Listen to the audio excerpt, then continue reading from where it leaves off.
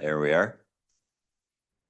Thank you, everybody. Thank you for coming out this evening. Welcome to our Council Town Hall.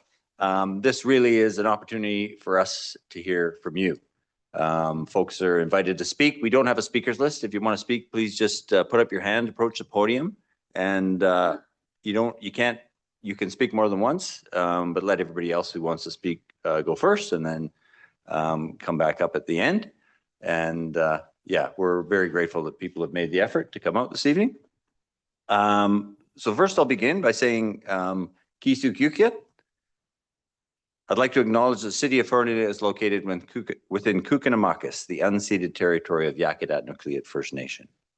We recognize that we live and work within their vast lands. The Kanahunik are from Yakutat Nucleat, are members of the Ktunaxa speaking peoples of British Columbia, Idaho, and Montana. This is the last council town hall for this council's mandate. As you may be aware, there is a municipal election in October 17th, 2026, and the new council will take the reins in November 3rd of next year. As I said, I'm always grateful for the community to come out and participate in these events. And as I also said, we're here to hear from you, and we're grateful that you've come. I've got a few updates I'll start with, and then we'll start with Councillor Shoesmith and sort of work our way down the table. And everybody will provide a little bit of narrative of their own. I'll begin by mentioning the fire hall. I think I'd be remiss, of course, if I didn't bring it up. The burning issue. Very funny. I do want to say, and I've said it before, I do respect everybody's perspective on this issue. And many of us disagree on where we're at, but I am grateful for all the respectful conversations we're able to have on this. And please understand that your voices have been heard, have been considered, and we continue to hear and listen to you.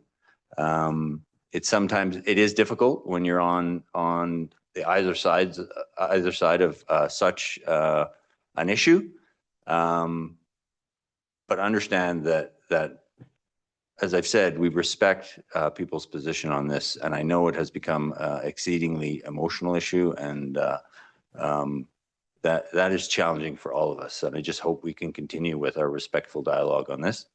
And it continues to be a challenging conversation for all of us, and that's not going to change until it has some sort of resolution. So thank you for that. Some of the other major issues, of course, that we're faced with in the community, I'll touch on a few of them. Wastewater.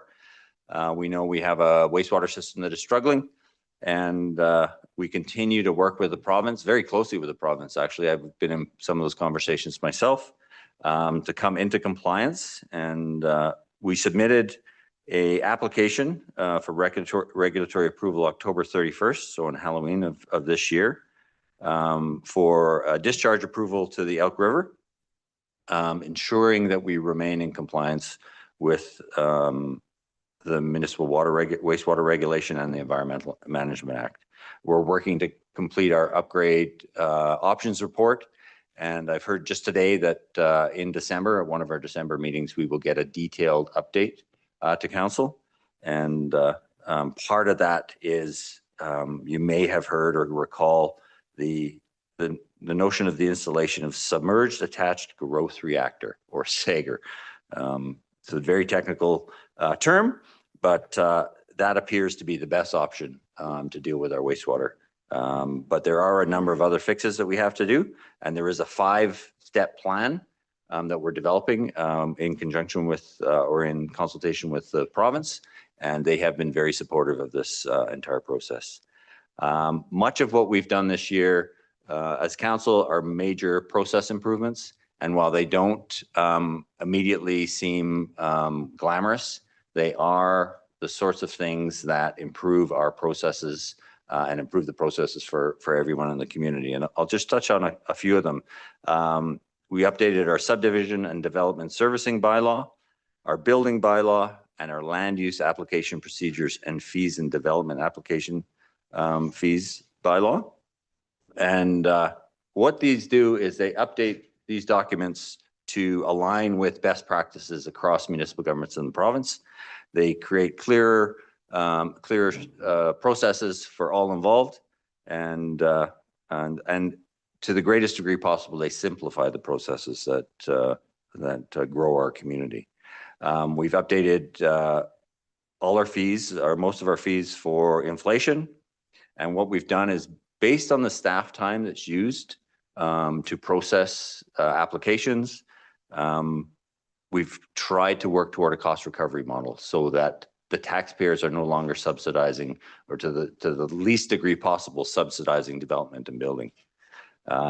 Things like cloud permit, we've finished the first phase of that, and that is fully underway, and we're launching phase 2 after Christmas, which will include expand from building permits to development permits and hazard land development permits and those sorts of things.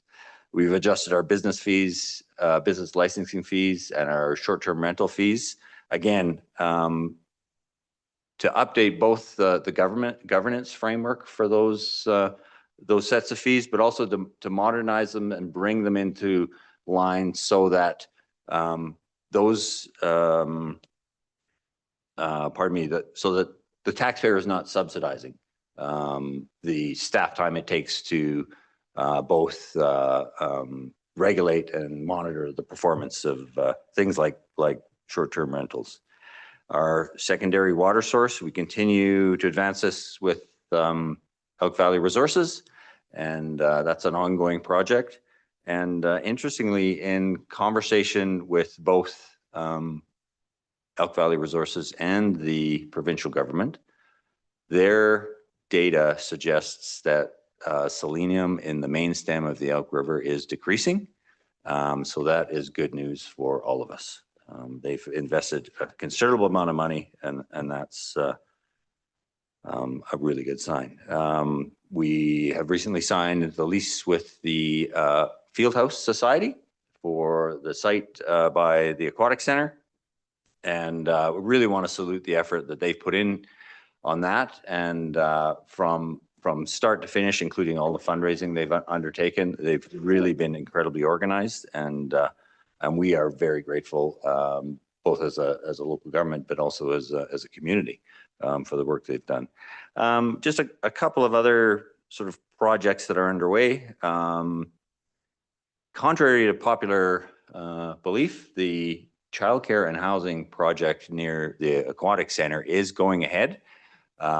It is a 20 million plus project that features 100 childcare spaces and 27 housing units, and it has been slow.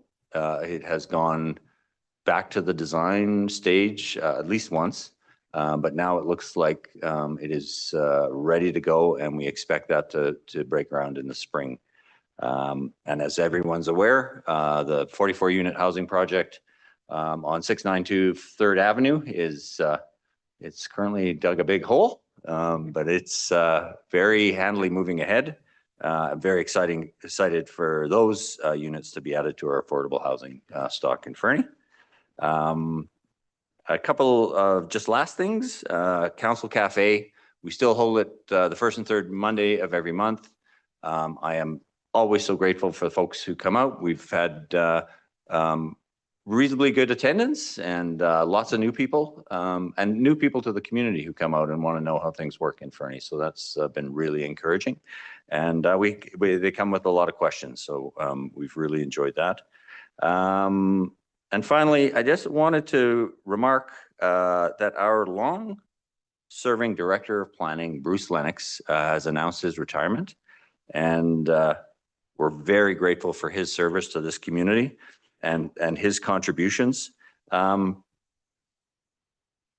When you look at the vibrancy of our Main Street, it is due in no small part to the work that he has done to protect the form and character of this town and the authenticity that we enjoy and trade on in our tourist economy every day. So we're very grateful to Bruce. December 16th will be his final council meeting.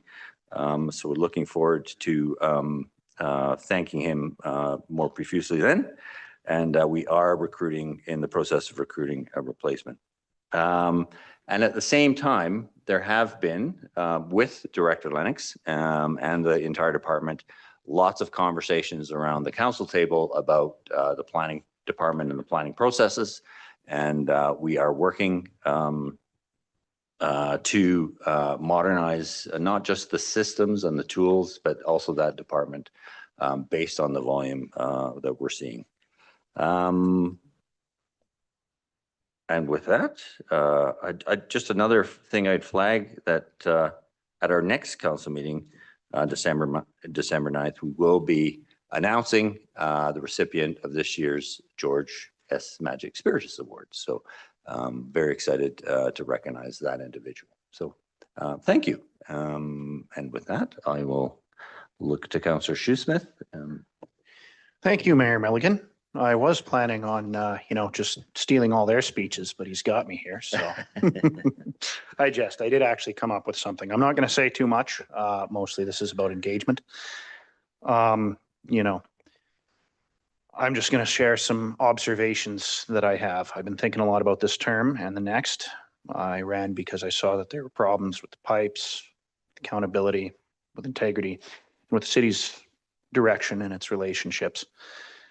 And since I've been elected, I've slowly gained a much better handle on what those issues are and how they've come to be. So rather than campaign or brag or take shots at people, I just like to share a handful of my observations with you guys. There's a lot of rancor and a lot of upset. And a lot of that stems from, in my view,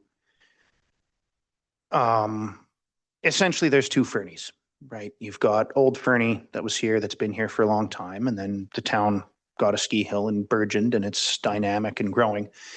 And in a lot of cases, people feel as if their town is moving on without them, or taking things from them, or they're not invited to the table as the town grows and does new things. And I think that a lot of these issues, well, they're important as issues on their own, such as the fire hall. I think it's actually an outgrowth out of that. I think a lot of the feeling stems from that. I think that going forward, whether or not I'm still at this table later, I think that the big challenge the city has to face is actually bringing those two groups of people together. I think Fernie's a good place for that. I think Fernie's good at that, but I think that's going to be something that we need to do is kind of break down the walls between all the different Fernies which exist. I think that's possible.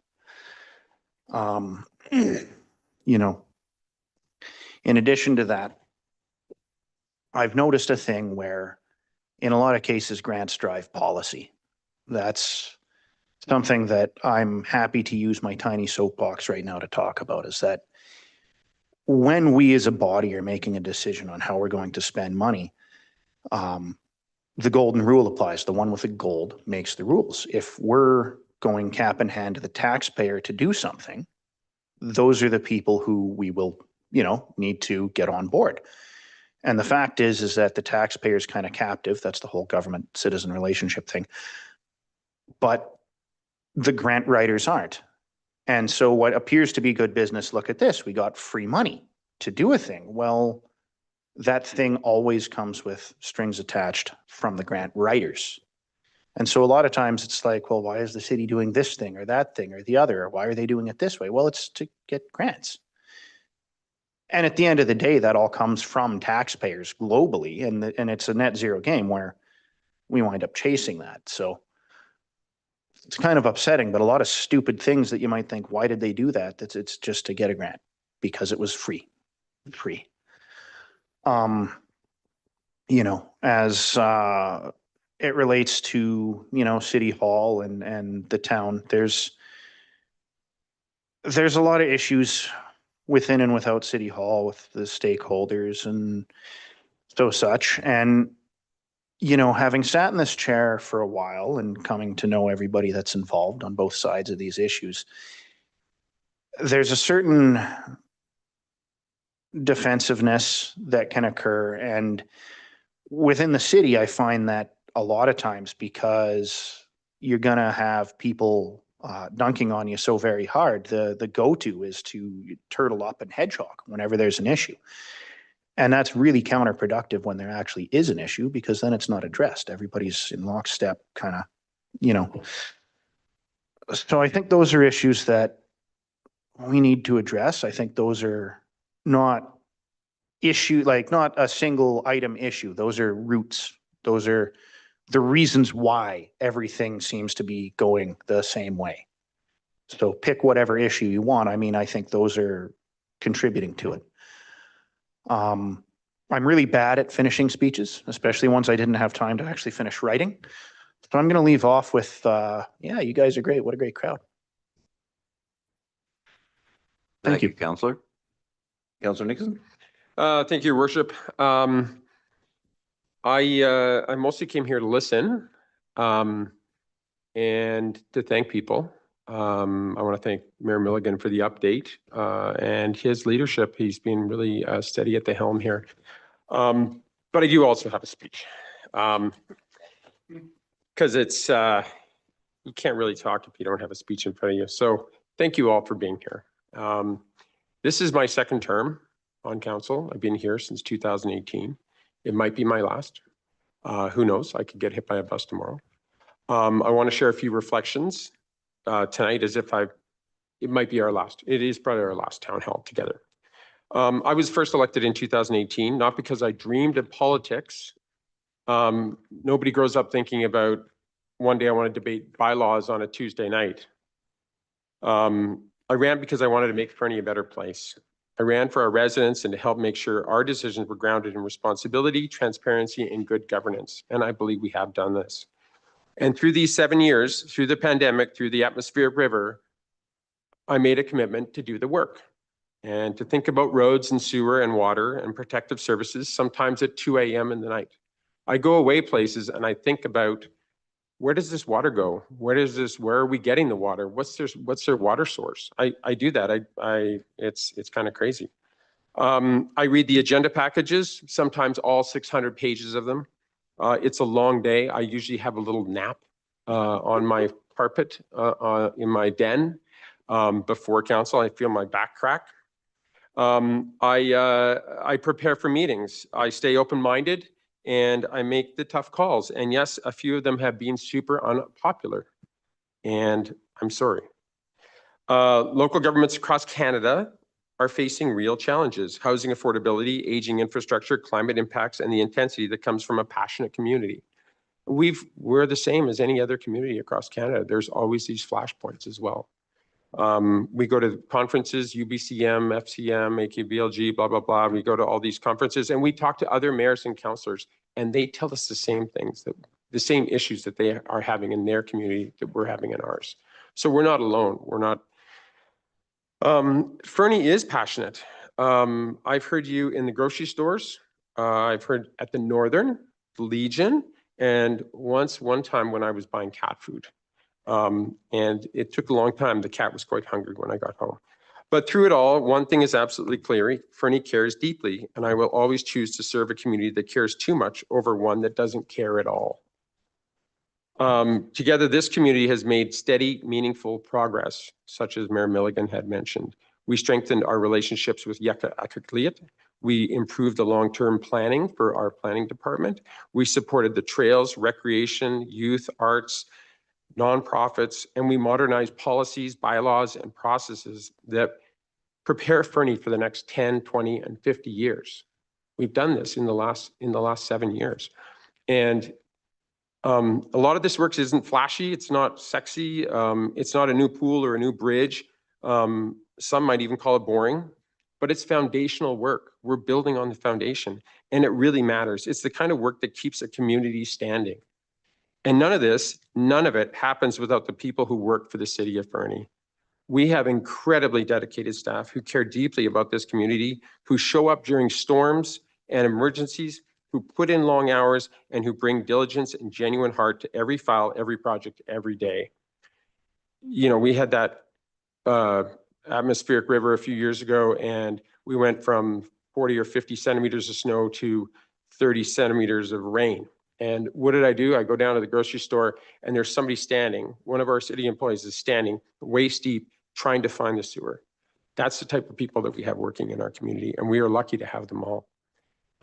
Thank you for trusting me for the last 7 years and challenging me, correcting me, and occasionally even cornering me. I appreciate it. Serving Fernie is one of the greatest honors of my life, and I'm grateful every day that I get to represent this community, no matter if it's here or at a conference, or if I go traveling to Edmonton to see my family. I'm very proud of this, so thank you very much. Thank you, Councillor. Councillor Adi-Kelly. It's a theme, your worship. So give a girl a microphone, she'll make a speech, especially a girl politician, which I never thought I would be. The past 3 years have tested us. They've tested our patience, our unity, and at times even our hope. Yet through every challenge, it's remained one of the greatest honors of my life to represent this community. I've carried this responsibility close to my heart, doing everything I can to be transparent, responsive, and engaged. And when you've come to me with questions, I've sought the truth because you deserve nothing less. And sometimes the truth's been hard to hear. It's been really difficult for me to watch our community become so divided over the fire hall. And I won't pretend that the division hasn't led to a lot of sleepless nights and some tears. My hope was that we could all take pride in building a reasonably priced, appropriately scoped fire hall, one that would keep us safe and ensure our firefighters were properly equipped. And throughout every debate and discussion for these past few years, I've asked hard questions, not to slow us down, but to ensure that we were building wisely, responsibly, and in accordance with the standards required for an emergency facility. And I wanted us to build a fire hall that would serve the next 50 years while keeping both the scope and the cost in check. Yet the divide over the location has proven to be a crevasse that is almost impossible to bridge. But here's the thing, here's what I believe. Even divides become bridges if we choose to build them. And build them we must, because our journey as a community doesn't end with one project. We have so much ahead of us and so much worth working for. So I also urge us not to lose sight of the many other pressing issues we face. Our infrastructure is aging. The closure of our community center is a prime example of that. As Mayor Milligan talked about, our water and sewer systems need urgent attention. Our roads need work. All of these things exist alongside the day-to-day operations of this city and the services that we all rely on. Mayor Milligan gave us a great update, so I'm not going to read all of my next part other than to say that yes, our wastewater planning is going forward, but if you'll recall, phase 1, Director Weir told us was estimated to be $18 million. Phase 2 is yet to be costed. We have a failing slope that carries infrastructure lines that we're looking to address, and the cost currently for that is $15 million to repair. We've recently updated, and I've brought this prop to show you all, our integrated infrastructure capital plan, and I really urge you guys to take a look at it. It's available in our document center. It's an essential tool, and it helps us to determine our priorities for infrastructure spending, what needs attention, when, and at what cost. And while it might not be a thrilling read for everyone, I consider it one of the most important documents I've ever worked with. I also urge everyone not to lose sight of the official community plan. The work to update our plan is underway, and by 2027, we'll have a document that reflects who we are, who we aspire to be, our opportunity to imagine the next decade, how we'll grow, how we'll welcome new families, how we honor our land, and how we protect what makes us unique. This is how vision becomes action. And its importance can't be overstated. Like, it's so important. So I'm asking all of you, I'm inviting you, in fact, I'm actually imploring you to please stay engaged. Speak your truth, bring your ideas, attend these town halls, answer the surveys, join the budget conversations, sit with us at council cafes. Your voice isn't just valuable, it's vital. Budget discussions are coming soon, and these decisions shape our lives. This is your community. It's your investment. It's your future. I want you alongside us. I want you to ask us the tough questions, push us to get better, help us to choose the path forward. I am deeply proud of this town. I was born and raised here. I have 100 years behind me. I cherish the history of our town, and I believe wholeheartedly in our future. We are stronger than one debate. We're stronger than one project or one difficult moment in time. We're a community built on perseverance, compassion, and hope. Thank you so much for trusting me. Thank you for challenging me, and please continue to do so. And thank you for giving me the honor of serving this place that we all call home. And if you'll indulge me, Your Worship, I too would like to say to Director Lennox, thank you so much for all you've done. And I wish you so much wellness in your retirement, and we're really going to miss you. I want to thank Yika and Rado and the board and staff of Fernie Tourism, because it's been an absolute pleasure and learning opportunity for me to engage with all of you. And the organization that you run is amazing, and I'm really excited for the future projects. I'm going to be joining the Chamber of Commerce as the new liaison there, and I hope that's welcome news, and I'm excited to work together. And I want to thank all of our community partners. Your organizations do so much to contribute to the enjoyment and livability of our community. Like this wouldn't be Fernie without you. To all the countless volunteers and event organizers in our community, without your efforts, life here would be much less vibrant. And last and not least, and with great deal of gratitude to the Elk Valley Métis, Matuni Kishi Marci, for including me in your gatherings on your chosen homeland. Thank you. Thank you, Councillor Audia Kelly. I do have to say you're looking remarkably young for having 100 years behind you. Yeah, well done. It's that partial dramatic, Your Worship. Councillor McIsaac. Thank you, Worship. I'm going to be quite a bit briefer. I have a little saying I say at the council table all the time, that I'm always reluctant to put a second coat of paint on a perfectly good color job that's been done already, and so much of what I want to say has already been said. The first thing I want to say is thank you to all of you for coming here tonight. It's very important. This is why we're here. It's for you. Second thing I wanted to say is I want to apologize for my burning quip. I have a bad habit of doing that. Most people here probably don't know, I'm actually an uncomfortable public speaker, and it comes out sometimes in making ridiculous puns. Apologize if that's offensive. It won't stop me from doing it, but there you go. I guess what I want to talk about a little bit tonight is about us being here listening, because that's why we're here. Not just here tonight at the town hall, but what we're here doing at council all of the time. It can seem like we're not, but we are. I want to tell a little story. In 2020, when we were in the midst of COVID and passing our budget, we passed a 0% increase budget. You would think there would be startlingly little controversial about not raising taxes. But I received one email thanking us for not raising taxes, and 3 criticizing me for being an idiot for not raising taxes, because inflation was going up, costs were going up. We were going to put the city's finances in jeopardy by not being responsible. There is no item, there is no issue, there is not one thing that has come to this table in the 11 years that I've been sitting at it that hasn't had some controversy in the community. Doesn't mean we're not listening if we don't eventually choose the side you're hoping. We're listening to everybody. Every choice of a path is going to be a path that some people will not want us to take. That's just the reality. But I can tell you, having sat here with these people for the last 3 years, and with the council that I sat with before, and the council that I sat with before that, there wasn't anyone at that table who didn't agonize over every single decision, who didn't listen to every opinion that was offered to them. Not making this choice that you're hoping for is not the same as not listening.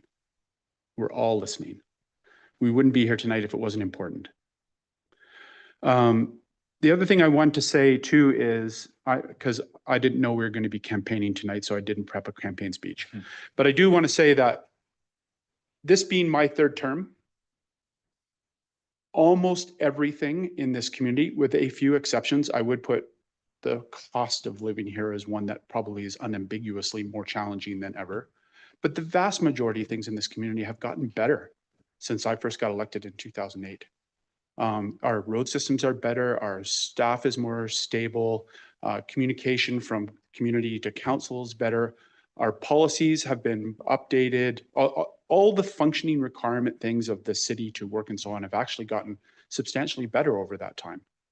And that has not come without a lot of effort and has not come without controversy. But I'm proud of the work that's been done. And you know what, it's all too often, it can be the case that there's council comparisons and council criticisms of the past, but we are one continuing body. We are one ongoing group of people who put our names forward to say, we will try to do the best we can with the problems that come to the city.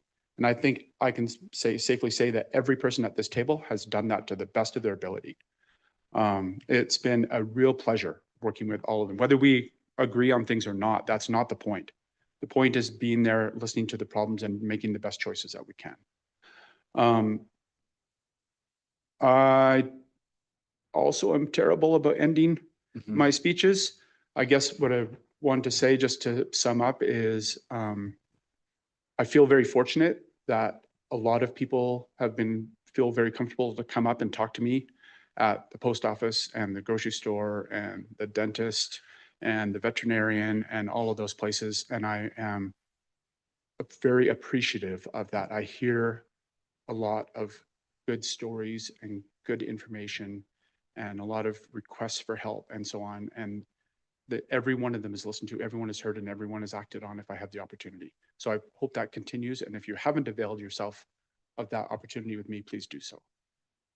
Otherwise, I'm looking forward to hearing from you tonight. Thanks. Thank you, Councillor. Councillor Ramirez. Thank you, Worship. Again, many people here have already spoken the things that I wanted to say. 2 years running, I have a speech and I'm not going to use this material to speak. Thanks everyone for coming here. And when I reflect these last 3 years of this term, it's been a tremendous privilege to serve you all. Serving the people of Fernie is the greatest thing that has happened in my life. And as I was listening to some of the comments that were, or some of the things that were said here by the other council members, something that struck me was what Councillor Shoesmith was alluding to. There seems to be a sort of a tension here. This is a working class town.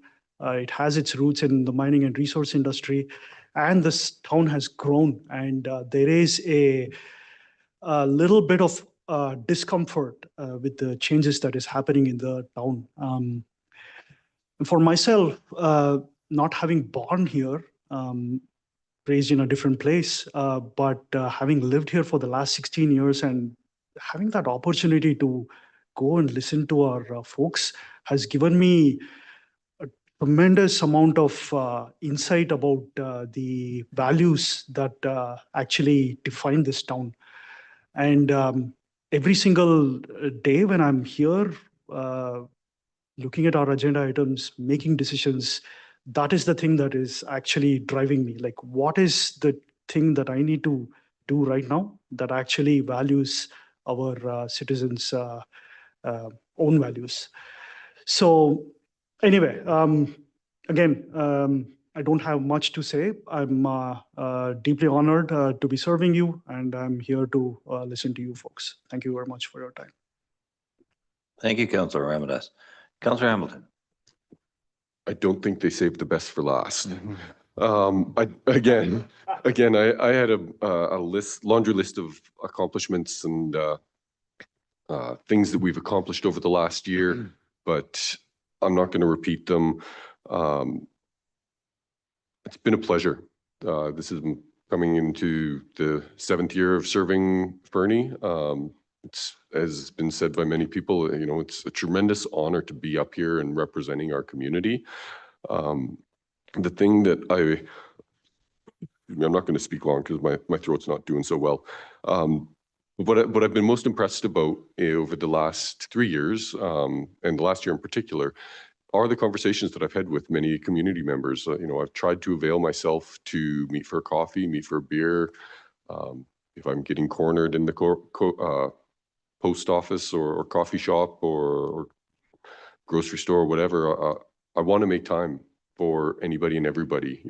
It might not be the right time at that moment, but we will certainly rearrange something. And to my colleagues that I've had the pleasure of working with, what's been most impressive for me, or most what's the word I'm looking for? What I've enjoyed the most is this group of people has not been afraid to tackle the tough challenges. We have been faced with a number of problems that have not been solved, that have not had any effort put into them. Well, I shouldn't say effort put into them, any work to make them proceed. And we've put our shoulders to the wheel and tried to get the grindstone going to get things moving again. So thank you, all of you, for not shying away from those difficult conversations at the table and in the community. And as I'm the last person to speak before you all get to talk to us, I will just end right there. Thank you, Councillor Hamilton. Thank you all. Very much appreciated. It is a great honor to serve the city of Fernie. I do a column in the Fernie Fix every month, as some of you would be aware. And on my recent one, I was writing and reflecting, as many have just now, about the last few years and specifically the night I left this building with the election results, and riding my bike home through the streets thinking, wow, I'm the mayor of this town. And then with a sense of unbelievable responsibility and no small amount of dread, thinking, wow, I'm the mayor of this town.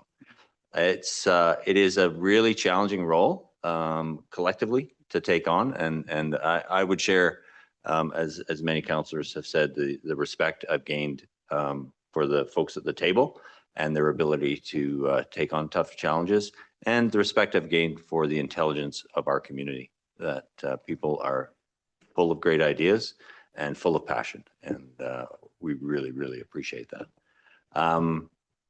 So with that, it's over to you. You're welcome to just approach the podium. Don't elbow each other out of the way, despite Mark Carney's elbows up admonition. Just let us know. Our corporate officer is going to keep some notes. Let us know your name, and we'll happily hear what you have to say and answer any specific questions that you may have, if we can. And if not, we'll find an answer for you. So please, over to you. I push the button. You do. Is that the story? That's the story. Okay, There you go. there you go. Okay, my name is Robbie Poupart. I live at 195 15th Street or 1642 2nd Avenue. That's another problem that I have in town, a little issue, but it's not what I came to talk about tonight. Good evening, Mayor and Council. I would like to commend you for restarting the fire hall project once again.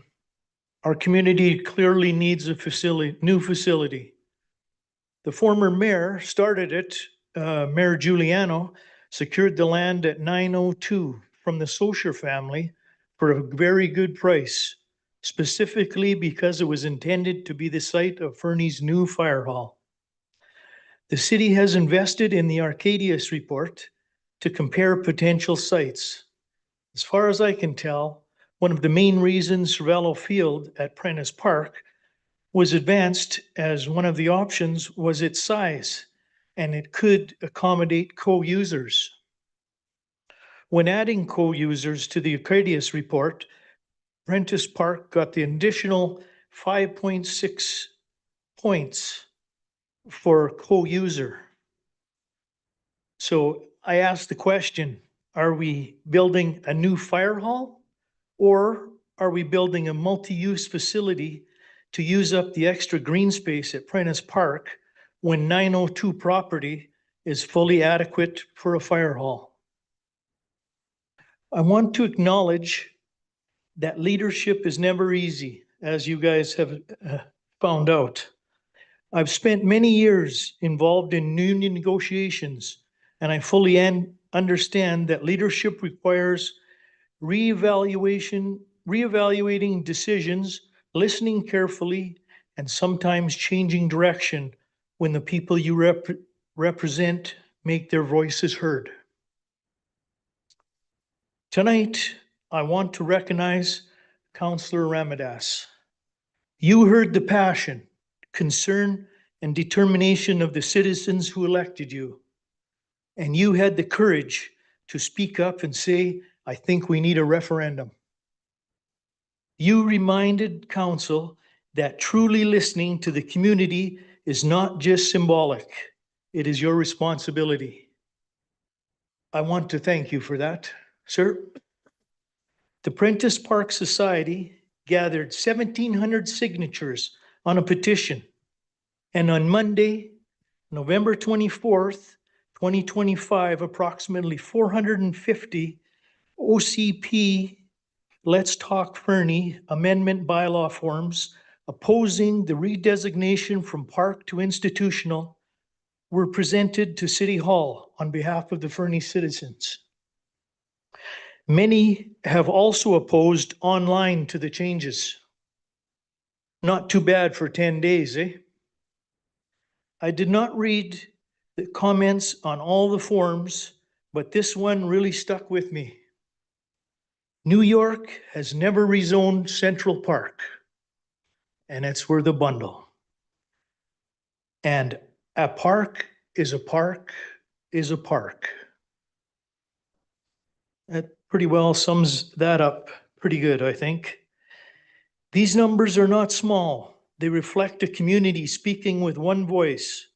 I also believe the city put the cart before the horse, as the OCP and zoning amendment should have been changed before you selected Prentice Park. I hope this council will take a moment to reconsider the path that has been chosen. It is not weakness to acknowledge a mistake. It is strength. And it is never too late to correct the course when the community is asking you to.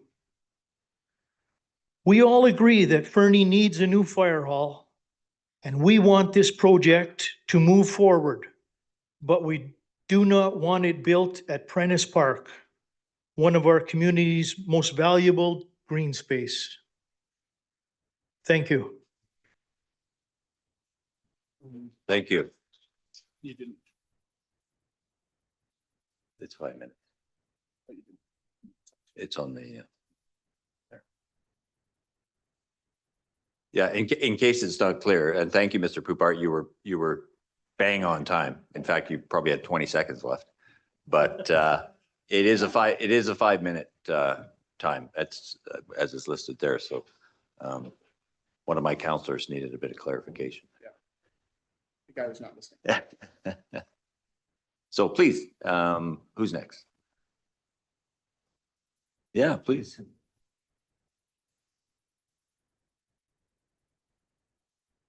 What do I do? Oh, No, you're hello. Robbie, thank you very much. I listened to the meeting last night as well. I'm sorry, could I ask you to state your name? Oh, sorry. No, don't be sorry. I'm sorry to interrupt. March Ungaro, Fernie, BC. And Thank you. thank you, Councillor and Mayor, for listening.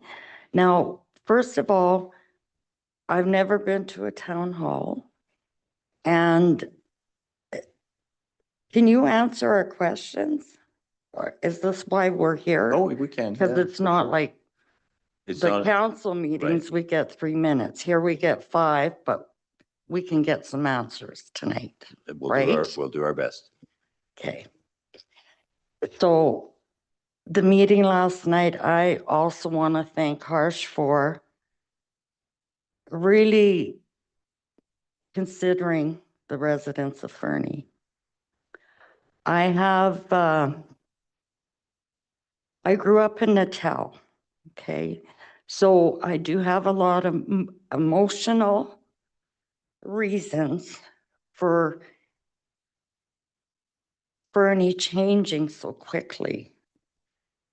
I've been in this area all my life, and I went through at a young age, 12 years old, where the miners were coming in. Kaiser bought out, all these men are coming into town, they're building camps. And I watched my parents, the adults, struggling because they wanted us to leave our homes, to move 2 miles away to Sparwood. And then they came in and they built this multi-million-dollar or whatever it was, offices right where our houses were. I seen that. I seen when they came and they put X's and O's on our houses. Okay, this one's getting knocked down, that one's getting kept. And then now here we are, how many years later? They came in, we left, emotional, tears, relatives leaving. Not everyone could afford to go to Sparwood. They gave my dad $8,000 for his house. And it would have cost us $25,000 to buy a brand new house. Those things stick, okay? And this is why I just want you to know a bit of background here. We chose to come to Fernie. Loved it here. Best decision. We were kids. The counselors were chosen as we are to trust them for looking after the city, right? So Prentice Park, yeah, okay. I grew up, I played ball as a teenager. We had 3 fields there. And I'm sorry, I hate to bring this up all the time, but I want you to hear me. We had 3 fields there. We've seen the school with all those trailers added on, and I understand it's happening in other places. We've got a big round track, and then I seen the housing put there, and I'm going, what the heck? In the middle. Now, we're gonna plunk a fire hall right there too. No, I'm sorry. This is something that I'm sure if we could have put the fire hall at 902, it could have been built and done with. This is just, I just don't feel that we can lose that area for a fire hall. I'm sorry. And I've been following a lot of other things. And I don't understand why we're in this situation and you're already moving forward. Like you voted a meeting before to say, yeah, okay, bring the place to 100% from 70%. The fire hall built, it was at 70%. Now you gave 260,000 and okayed it for Chandos to bring it to 100%. That's one issue. Then there's the issue of the solar panels. My God. It's true. What are we building? A fire hall that we need, or all this other stuff? And I am sorry, Ms. Ungaro, your 5 minutes is up. Get out. But Okay. I do want to say, first off, thank you for sharing your story about Michelle Natel, because that is a incredibly, I grew up here as well. And I Yeah. remember my mom, I wasn't born here. We arrived here and my dad picked us up in Calgary because he was here a year ahead of us and drove through Michelle Natel. And my mom saw the homes with the X's on them and she burst into tears because she was like, where have you brought me?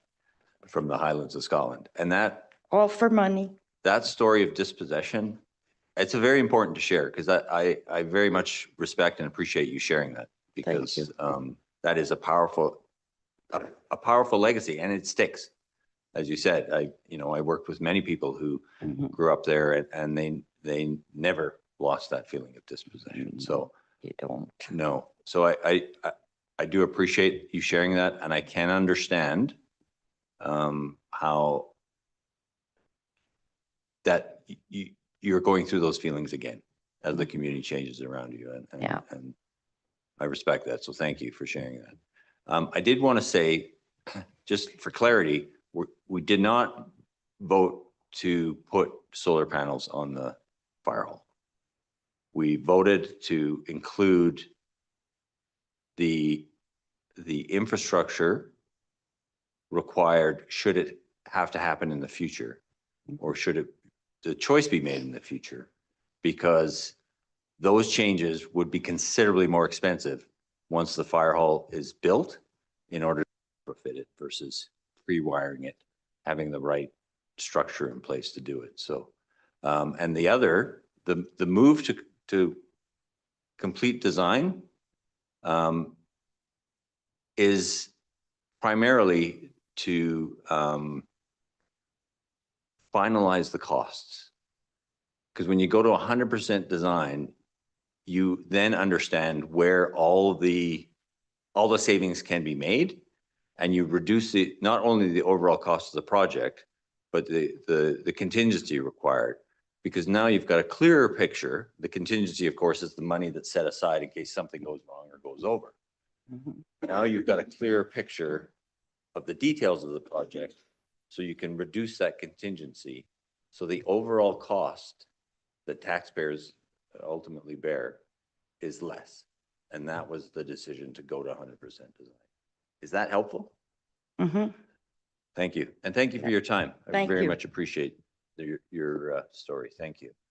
And March, I'm really glad that your family decided to come here instead of Sparwood. Sorry, Sparwood.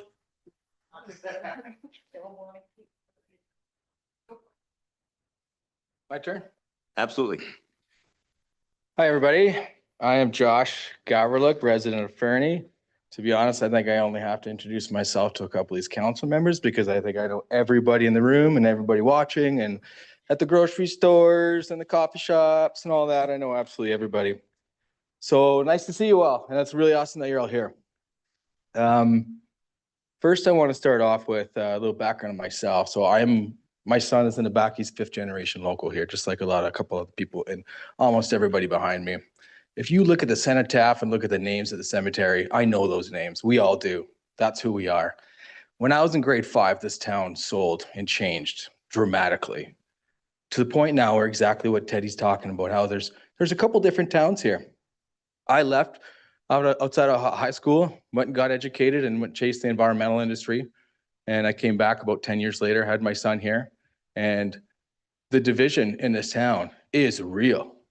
Absolutely real. We are the people that are struggling in this town. You say that this is the same problem that all the communities across Canada are having? No, it's not. How many towns got taken over by people with disposable income that only have to work 20 hours a week? How many people have families that their kids can't afford to live here anymore? Yes, the place is beautiful. It's doing amazing because we live where people want a vacation. So this is amazing. But the fact that this place is being taken over, essentially, that's what we're thinking. The cenotaph, all the names of the cemetery, that's us. So don't disregard us. March's thing she just said there, if you guys would have just put this fire hall at 902, it would have been said and done. Bingo, bango, done. Like, honestly, what the heck, you guys? It's crazy. So anyways, that's one thing. I'm not actually here to talk about that. That's what just came up as sitting there. I read something. Sorry, I wrote something. So last night at the November 25th meeting, council decided to potentially restrict public input from April to October next year to stop potential campaigning by council members. This seems like an overreach that shuts down democracy. So I'd like to get some straight answers. Why is this drastic step needed? What specific abuse has happened to justifying blocking input for 6 or 7 months? Why not just use the existing tools and time limits and approvals? just like in the section 124 of the BC Community Charter, which stresses accessibility. How does this curb campaigning without gagging residents from everyday issues or services like zoning? This time period covers about 15% of your term that we're not even allowed to come and be part of it. Right when voices should be the loudest just before elections. Look at your own words on public input. On November 18th at the Committee of the Whole, around the 48-minute mark, Hamilton said, "For me, the question comes back to what is the purpose of public participation? I'm not even sure I see the value in bringing agenda items from past meetings because they aren't going to change our decision. We don't have a mechanism in place to revisit such a decision." But then on November 24th, last night at minute 51 in the video, Mayor Milligan revisited a defeated solar power motion that was done on November 12th at 1 hour and 35 minutes. So I'm asking council to reconsider this, sorry, your words were, I'm asking council to reconsider the issues of solar. There was an issue brought up at the last regular council meeting. So public input does change things. Why deny its value instead of restricting it? This kind of blanket ban is rare in BC. Across Canada or at higher levels. No similar policies exist in Cranbrook, Kelowna, Victoria. They handle issues on a case-by-case basis. UBCM guidelines push for openness, not shutdowns. Provinces and feds keep input flowing with safeguards, not curbs. Like how the BC Legislation Assembly and Federal Parliament maintain active committees consultation even in pre-election months. Focus on regular ads and financing rather than preemptively limiting citizen voices. Same time that you guys shoved 3 readings in one fire hall meeting in 1 hour, Fernie is an outlier in this situation as well. Council meetings are democracy's heart. Slamming the door erodes trust, especially pre-election. In those months leading up to the vote, discussing important items could interest other community members to run for council themselves, which is what we need, and it is a good thing. We need stronger representation. Why stifle that potential? I am opposed and disgraced at the idea of removing public involvement at any point, especially near an election cycle. You guys only give us 3 minutes to talk and we rarely have anything back. We never hear anything back. So you're going to take that away as well? To be honest, you guys are not going to be known as the council that built a fire hall. You're going to be known as the council that divided the town. Thank you, Mr. Garlick. And I do want to address that that notion of the public participation period. That it is enshrined in our council procedure bylaw. Thank you, and Councilor Ramadas actually very appropriately raised that last night. Why do we do that? And we had a very good conversation about, are there other mechanisms? Or do we need to revisit that? And so there is an opportunity for us to look at the council procedure bylaw and, you know, as Mr. Garlick says, put if additional guardrails are required for that period, and I don't know that there are or aren't, we can react to that at the time. So it's a fair comment, and we will take that under advisement for sure. That's we struggled with it a little bit last night in the conversation about is it the right thing to do? Yeah, I'll leave that at that. Oh, Mr. Barnowski. Yeah, based on your conversation last night, and that last night was about the schedule, which you have to adopt before the end of the year. It noted where the existing procedure bylaw that you're currently reviewing, you had your first intro to the review recent committee meeting. The next step in that review comes back early in the new year. We are preparing to bring that exact conversation back to you with the procedure bylaw in the new year. Thank you. Yeah, I appreciate that. It wasn't lost on us that that was the conversation. Thank you very much. I don't know if other councillors want to comment. Oh, Councillor Ramadas, thank you. Thank you, Your Worship. And Mr. Garlick, you raised some really important points here, and I appreciate bringing it to our attention. To be honest with you, with our council procedures bylaw, like I want to go back to how it was maybe 10 years ago. I don't know exactly when, but having citizens being able to speak to any issues and not necessarily on the agenda item is something that I have been pushing for in the last 3 years. I will try again when the procedure bylaw comes back to the discussion. I'm guessing it's in next month, in a couple of weeks' time. Looking at the staff here, I can't remember exactly the date. Mid-January. Mid-January. When it comes back to the council in mid-January, I will be fighting for this. please let it be known. Thank you. Josh, too, we aren't allowed to, as part of the procedure, to respond at the time to what you're saying to us. We're only allowed to hear you. And I also was a voice, and I also want to say that Councillor Shoesmith was a voice to bring it back to where you could come talk to us about anything. And I still believe that. But I just wanted you to know, it's not that we, don't want to answer you. It is part of the process that we can't. You can come and talk to us, but we can't talk back. Thank you, Councillor. Who's next? Eddie's got something to say. Oh, Thank you, John. Thanks, Mayor Milligan. it's, yeah, sorry, it's a bit difficult to see, so if I you can- want to do that, that would be perfect. All right. Yeah. Oh, yeah, oh, there you go. It's a big snowflake in front of it. Yeah, until that was up for consideration, I actually didn't even know that was in our bylaw. I believe we actually inherited that. That's something that's just been there. That's the 4th years thing. So I also raised my eyebrows at it. I think the whole, 10 months is like, that's pretty extreme. So no, I'm very happy to get that removed. But just to clarify, what was voted on and accepted was just the calendar. That bylaw that makes that piece of it as a separate thing, which, as Councillor and the Mayor have said, we'll be revisiting. So thanks for the input, though. That's Thank you, guys.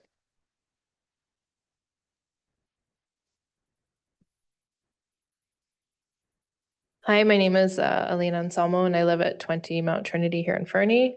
I'm here tonight because I care deeply about my community, and I'm worried about the way some of our elected officials have been talking about our citizens.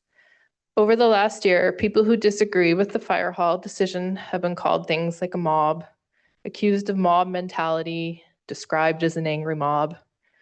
Councillor Nixon used those words publicly when talking about residents who came to speak passionately about the fire hall. Our mayor in the Fernie Fix column described political discussion as often defaulting to base sentiments and lazy shorthand, and seems to easily gain traction with people. And Councillor Hamilton posted that people should stop relying on algorithms and gossip groups if they want to know what's happening at the city. I understand that being an elected official is hard. You deal with criticism, long hours, and lots of disrespect, and no one should have to face threats or harassment. And I'm against that completely. Your hard work is not unnoticed. But I also believe that language from our leaders matter. When citizens who are using legitimate democratic tools, public meetings, petitions, online discussions are labeled as mobs, as lazy thinkers, or as people who just follow gossip groups, it crosses a line. It sends a message that if we disagree with you, we're not thoughtful neighbors, we're a problem to be managed. If we organize and speak up, we're a mob, not engaged residents. If we talk to each other online, we're just spreading gossip, not sharing information and concerns. That kind of language doesn't lower the temperature, it raises it. It makes people feel dismissed, judged, and talked down to by the very people who ask for our votes and say they want engagement. I'm asking council for 3 things tonight. Acknowledge the impact of these words. Please recognize that calling citizens a mob or describing them as driven by base sentiments and lazy shorthand and telling them to stop relying on gossip groups has damaged trust. Commit to a higher standard of public communication. Criticize behavior if you need to, yelling, personal insults, threats, but don't label entire groups of residents in a way that shuts them down or shames them. Hold yourselves to the same standard of respect you ask of us. Create better ways for us to be informed and heard. If you want people to rely less on social media, then make sure that the city's information is easy to find, timely and balanced, and that you actually respond to concerns raised here, not just dismiss them as gossip. Fernie is full of smart, caring people. We are not perfect, and sometimes emotions run high, but we are your neighbors, not your enemies. I'm asking you to see us that way, to speak about us that way, and to rebuild some of the respect that has been lost on both sides. Thank you so much for listening to me. Thank you, Ms. Anselmo. And yeah, I can speak to the language I used directly. I appreciate that sentiment because there was never any intention to label all people as those things. It was an effort to describe the experience, particularly when these conversations get heated, of some of the things that I've been subjected to in the last, I would say the last year has been particularly difficult. I'm not complaining. I'm not, I'm not feeling sorry for myself. I just want to communicate that it is very challenging to be on the receiving end of some of those comments and find yourself suddenly feeling somewhat isolated and in your own community. And that can be a very difficult feeling to convey. There was never any intention to label multiple people with that. And that's because I don't want to name people in that publication or any publication. I think, I can handle myself, happy to talk to people and deal with those issues directly. But it has been from time to time quite challenging. And I make no bones about that. It gets very difficult. As I say, and as you said, I try to hold myself to a high standard of treating people respectfully. I think I accomplished that almost universally. But if I've slipped up, I fully accept that. But there was no intention to label others that way. Simply to communicate and convey how challenging it can be in terms of some of the rhetoric that we're subjected to in person, online, or elsewhere. Councillor Nixon? Thank you, Your Worship. Yeah, I did use mob. I used mob, and I'm sorry. I've been on council for 7 years, and I have never been to a council meeting like that before, where the mayor asks, please don't clap, and people continue to clap. Please don't jeer. People continue to jeer. I was shocked. And this is a higher standard that we should bring. We shouldn't have that. It's like, what's happening is you dissuade people that are there to speak in favor as well, right? That's what happens. You stifle people that want to come in support. And when that happens, you're undermining democracy.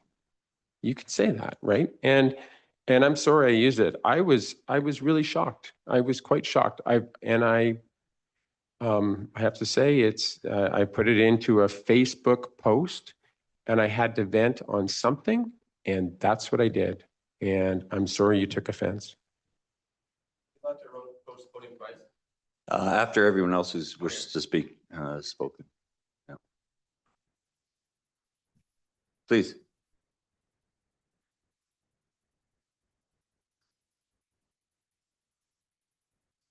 Hello, Mayor and Council. My name is Shelby Dominic from Baines Lake, but from Fernie. This is my second time speaking when there seems to be lots of other fire hall discussion. So I'm here for childcare again. So I am the manager of Fernie Childcare Society, and I wanted to say thank you for supporting our expansion projects. I started this in April, and I didn't really know what I was getting into because I thought I just had to ask the CAO to add an empty room at Max Turk onto our lease, not knowing the rabbit hole of city council procedures and bylaws and permits that needed to be addressed. So to give an update, we have just submitted our mechanical engineer's seal plans and hope to be opening our new classroom in January of 16 children, ages 3 to 5. Well done. Thank you. The OCP talks about the growth of Fernie, yet childcare wasn't a topic at the Community Partners Workshop. So the council strategic plan does hold childcare and affordable housing as priorities. So we hope that that can continue as a topic.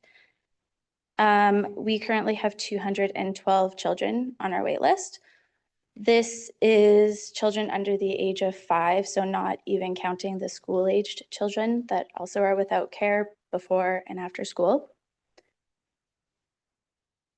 This is 168 families with children under the age of 5 without reliable, quality, or affordable childcare. If you follow the Facebook family childcare forum, then you can see that there are unqualified people that are charging $40 an hour for childcare, whereas we charge $10 a day. Luckily, we're one of those few. One of my questions was about the new housing and childcare project by the swimming pool. So you said that there's going to be 27 housing units.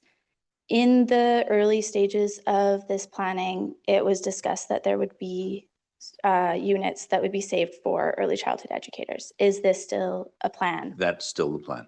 Okay. We just haven't received any update on it, so then that's why I was wondering. Yeah, no, I apologize for interrupting, Ms. Dominic. That's fair. We haven't, the city hasn't yet received the building permit for that, and the childcare supplier and the housing. So it's Elk Valley. Oh, we've got so many housing societies. Yeah. Elk Valley Family Society is the project lead, and they will look after the housing. I will actually reach out to them and see that they contact you to just to update you as to where they are in their process. Okay, we were contacted early on to see Right. if we needed housing for our educators, and we do. Okay. So another reason for asking that is because I'm working with the Kootenai Childcare Initiative, which is to bring more qualified educators to Fernie and other towns that are similarly struggling with meeting the needs of childcare. The problem that continues to come up is finding the affordable housing. Even though we pay a livable wage for educators who hold the 1-year certificate or 2-year diploma in early childhood education, yet the need for ECEs is higher than ever. So yes, creating the spaces or saying that there's 100 childcare spaces coming soon in a couple of years, then we still need to be able to have educators for those 100 spaces. Another plan that we had discussed with the previous manager, Kelsey Canless, then she had approached council about the fire hall co-use spaces. So we are still very interested in that expansion as well. That one was another 100 spaces. But again, we need the educators to be able to come to Fernie to fill those. And that's all that I had for the discussion part. Just wanted to say thank you again for supporting us as we're continuing to expand.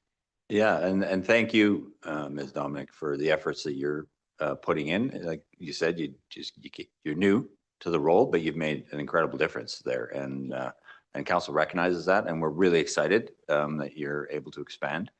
So that's yeah, that's very exciting. I will reach out to the housing supplier to Katie and put her in touch with you just to get a general update. And yeah.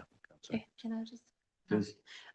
Shelby, so the mechanical plan, did that include like the new, the additional expansion? Or were you talking No. about your original expansion? The original expansion. Okay, so we're still working on the additional, So the to the additional additional. one that we just did, that was because these spaces came up. I thought it was the French school that would be getting them. So then when we found out that they weren't, we needed to propose. So I'm going to be having a conversation to amend our lease still. We haven't quite done anything since the meeting before. Yes, so the mechanical engineer just did the sealed plans for the current space, which was just to add a toilet and 2 child-sized sinks. Right. Awesome. I think the work you're doing is vital to a lot of different, like to families, but also to businesses in the community as well, right? Yeah. So thank you very much for that. And Mayor Milligan and I are the council folks on the OCP task force, so we will make note Absolutely. to that's a gap that we need to bring forward. Yeah, we do have our assistant manager, Samantha Caravetta, Yes. is also on that task She's on force. the Yes. task force. Yeah, that's So right. Yeah, thank you Maybe for. we could have you come to a meeting. Yep, I would be happy to. Thank Thank you. you. Councilor Shoesman. Just a kudos to you guys. I did some work at that school before I ran for council, and I got to say, it's a really happy, well-run place. Really is. Good evening. Good evening. My sir. name is Alistair Nicholl, and I just wanted to reflect a couple of thoughts on the nature of democracy. We, as the electorate in Fernie, elected you, the council, in a well-controlled democratic process, and we're empowering you and engaging you to take the difficult decisions. Many of these decisions, it's a matter of process as much as anything else. And it seems to me that process has been followed, engaging the right advisors and expert groups, due consideration, engaging the public, and now you've come to a decision about where to locate the fire hall. And I, for one, am willing to support the decision you've made because you've been engaged in this, not me. I've heard a couple of things tonight that scare me a little.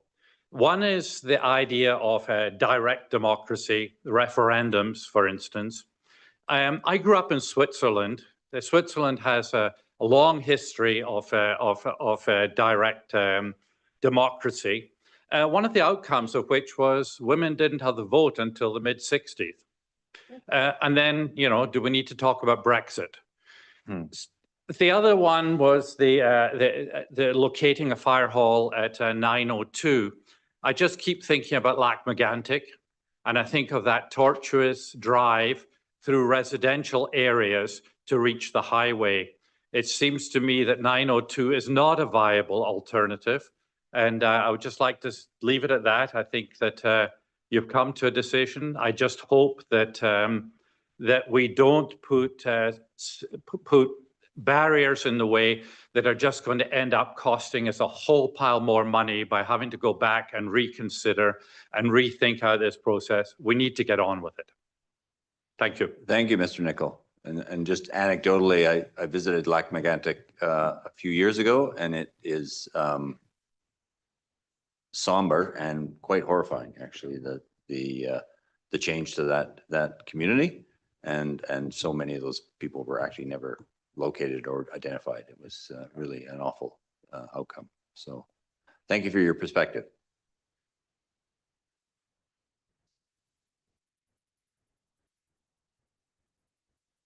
On that somber note, thank you. My name is Melanie Rigglesworth. I live at 37 Skifty Morris Way in Fernie. Your worship, council members, City of Fernie staff, community partners, and members. Thank you for the opportunity to speak today on behalf of the Fernie Trail Alliance. I'm here to highlight the economic strength of outdoor recreation and why sustainable annual investment in our trail network is not just desirable, but essential. The province of British Columbia recently released updated outdoor recreation economic data. It shows that outdoor recreation contributed $4.8 billion to our provincial GDP in 2023, representing 1.5% of BC's real GDP. It generated $17 billion in revenue, supported tens of thousands of jobs, and produced billions in wages, salaries, and tax revenue across the province. Outdoor recreation is not just a fringe activity, it's a core economic driver. The report also highlights that community trails and close-to-home recreation are among the most frequently used recreation assets in the province. That has enormous meaning for our community like Fernie, where our trail network is woven directly into the health of our citizens, local businesses, tourism, events, and quality of life. Sorry.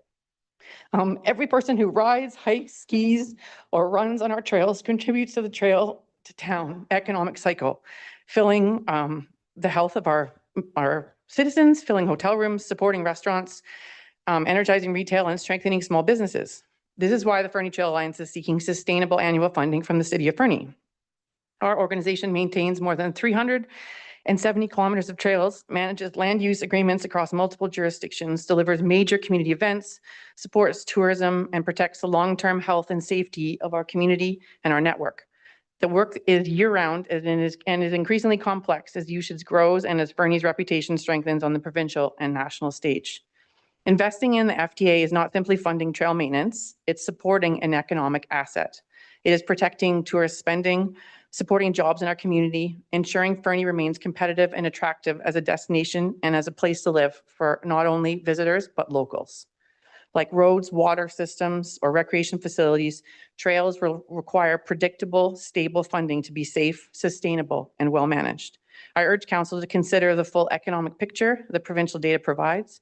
Annual sustainable funding for the Fernie Trails Alliance is a strategic investment, one day that will directly benefit the economy, the community, and the city of Fernie itself. Thank you for your time and consideration. I appreciate it. Thank you to all who spoke. Thank you, Ms. Rigglesworth. And I very much appreciate your passion, and never apologize for your emotion, because you're clearly very passionate about this. And your request has been heard. It will make up part of our budget deliberations, which we just entered into. And so that will carry forward in our conversation. So thank you. And as a trail user myself, I can't overstate the value personally. For me, it's makes it a really special place to live. So thank you. I think maybe if all of us went out together on the trails, it would be less, confrontational. Thank you. Councillor Nixon. Thank you, Worship. So we were at UBCM in Victoria in September this year, and I went to an outdoor recreation and healthcare, a healthcare seminar, and the people that were there were mayors, and they were all they were clamoring for trails in their communities. And to do what we have done, we've built these trails on the passion of volunteers. And in other communities across BC, they don't have that. And so, one of the things that we get, I was here on Sunday, and we had an event here for the Medical Staff Association. And we've recruited, or they've recruited, through Dr. Paul Michael, 8 new physicians to this community. And Dr. Lowen stood up and he says, we are having an embarrassment of riches here. We are the envy of the province when it comes to recruitment and retention for physicians. And it's because of this, and it's because of the surrounding trail network. So kudos to you, and kudos to your organization for continuing your passion for trails. Thank you. Thank you. Anyone else?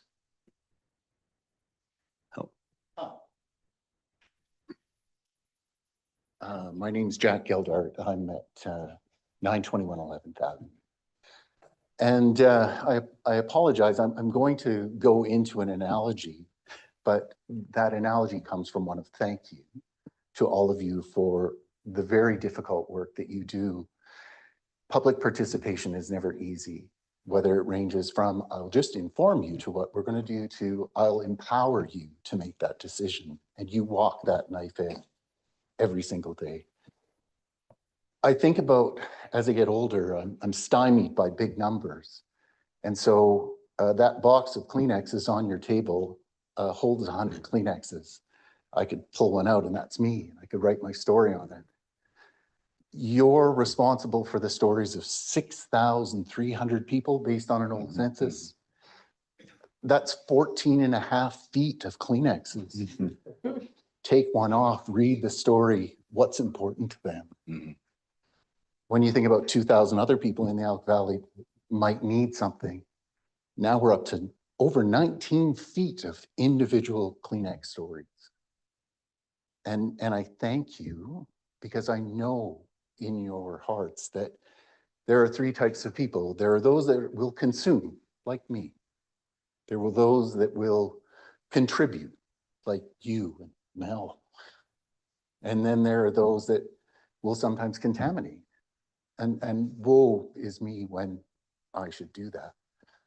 But I just want you to know that I am grateful as part of this community of your earnest work, your due diligence around these complex matters, because I know there are nights that you don't sleep.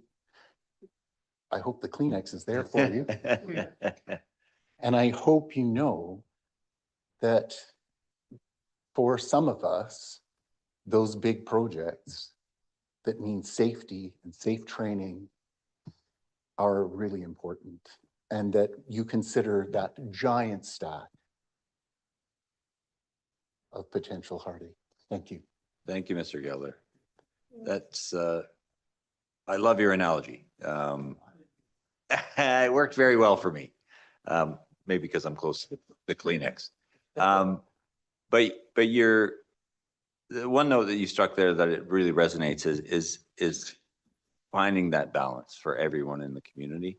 It is not a simple task, as you know, and as you've alluded to, and sometimes on some issues you can't find that balance. There will be it'll be a challenge for all parties until it's until the project or the issue is realized. And you're right, it is a challenge every day, because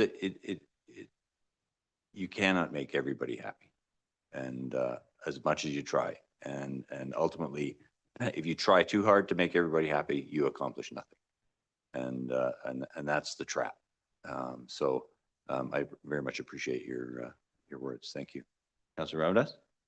Thank you, Worship. But there's also the fun element here. It's a lot of fun doing this work. So don't forget that. We have a lot of fun too making these decisions. It's intellectually stimulating, and being able to solve hard problems is what some of us was what drove some of us to be at this table. So yeah.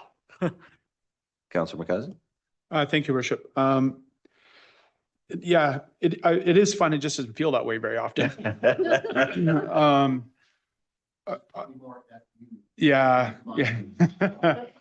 Put the FU in fun, indeed. Thank you for your comments, Ms. Gildar. I think one of the things that I find very challenging, especially when I'm like listening to Ms. Wrigglesworth's comments here, is there are many different groups within our community with needs. And there isn't any group in our community that people on council don't care about. But we also, I was describing, I was just recently in my hometown in Newfoundland and describing to some of my relatives who've never left South Branch. And this is an area that makes Hosmer look pretty cosmopolitan. And I said, really at the end of the day, a lot of the job is it's resource management. It's economics. It's very difficult to satisfy everyone. And one comment I want to make, and this is not specific to the FTA, but they fall under this umbrella, and that is this: it gets very easy in the community to make a judgment call about value based on the money that's put at it. And that's not necessarily true. Whether or not we have the resources to annually fund the FTA does not in any way reflect the value that the people at this table think that the FTA brings. It just may reflect that there are just other needs and that are consuming those resources. And it is a balancing act of resources, and it is very challenging. And there is no formula that makes it easy, and there's no formula that ensures that all the right amount gets to all the right people all the time. It just doesn't work that way. We're pretty human, and it's a juggling thing. So anyway, I appreciate those comments and the perspective, because that is exactly how we end up approaching this very much of the time, is really giving attention to the Kleenex, but not forgetting that there's 16 feet of boxes there that are also on the table. So thank you for that perspective. Thank you. Councilor Audrey Kelly. Yeah, I really appreciate the things you said, and I actually wrote down the things you said, and I'm never going to look at Kleenex the same way again. But consume, contribute, and contaminate. Thank you. That really resonated for me. And I think it was Councillor Ramdas, and apologies, Harsh, if I'm wrong, but sometimes we're faced with making the least bad decision, right? And I'm not whining, because I actually ran for this of my own volition and even competed with other people. So I can't whine that I'm now here faced with those things. But sometimes it's really hard, because you do sit here and think, this decision is maybe going to feel hurtful to some and happy to others. And it is really, it's tough. But that's what you elected us to do. And so we now have to put the big girl underwear on, not for the boys, but for me, and do that, right? Like, it's just like, okay. Respond to that. Right? Well, sorry, Kev. But that's what it does come down to. And I just want to say to everyone, there's no malintent. There's no, decisions aren't meant to harm people. Sometimes decisions have unintended consequences too. So I do appreciate very much what you said about every story, because yeah, that is true. There's a lot of stories, and it's not that we don't appreciate everyone, because we do. Councillor Shoesmith? You guys hear us speak all the time. I mean, now's your chance. Use it. Come on. That being said, just in all candor, I didn't actually think I'd win the election. So there's that. I do think that it's important when we make decisions, and those decisions have negative consequences for people, and they almost always do. Every decision has some negative consequence for somebody. I actually think it's very important that we have to stare in the face the consequences of our decisions, even if we would still stand by them. But I think we have to allow people to come and speak to us, whether for good or for ill. So. Yeah, I think that's a very important point as well. And reflecting on some of the comments that have been made all evening, the Councillor Audie Kelly's comment about there is no malintent. Like, every one of us, whether we agree at the table or not, we signed up because we thought we could make this community a better place. And that's what we're trying to do. And it's, you know, your words really resonate, because it's often a balancing act. And there is, as has already been said, there isn't anything that comes before us, no matter how small, that isn't controversial to somebody. And so it does create a challenge, and that's not a complaint, as I'll put my big girl underwear on too, because that's what we signed up for, and it's and we get that, and so, you know, I'm not here to complain about that. I'm here to listen and to hear from you, and your perspective matters. It really does. So I would encourage, as Councillor Shoesmith just did, if there are other folks who want to speak, please take this opportunity. Mayor, councillors. My name is Tom Slika. I live in Fernie. I more have a question. You are now going through redoing the OCP of Fernie, correct? Correct. And I have read a little bit about it, and I'm not 100% sure, but I would like to ask a question is, we are building this great big nice new fire hall in this place now. Am I correct or am I wrong that in your talks about the updating the OCP, are you talking about, was it brought up that maybe we should be having 2 fire halls, 1 on each side of the track in the near future? And if that is something that you people are considering, which probably would be a really good idea because the way the town is growing and the way we want everything to go, are we putting all our eggs in one basket with the 1 fire hall? Or if we do that, and a few years later, you say, you know what, I think we're gonna have to build another one over here.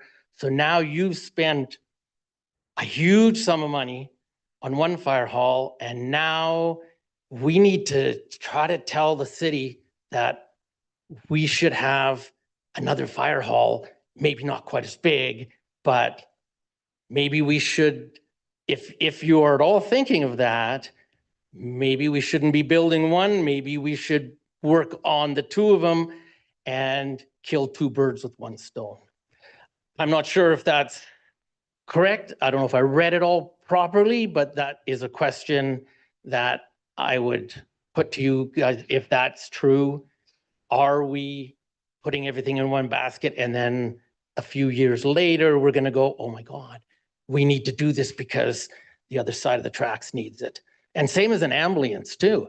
I mean, I can see in the very near future, we're gonna need an ambulance place on the other side of the tracks too, because I get it. Yeah, no, Anyways, that's just, I'll just leave it. No, I at very that. much appreciate the question. Yeah.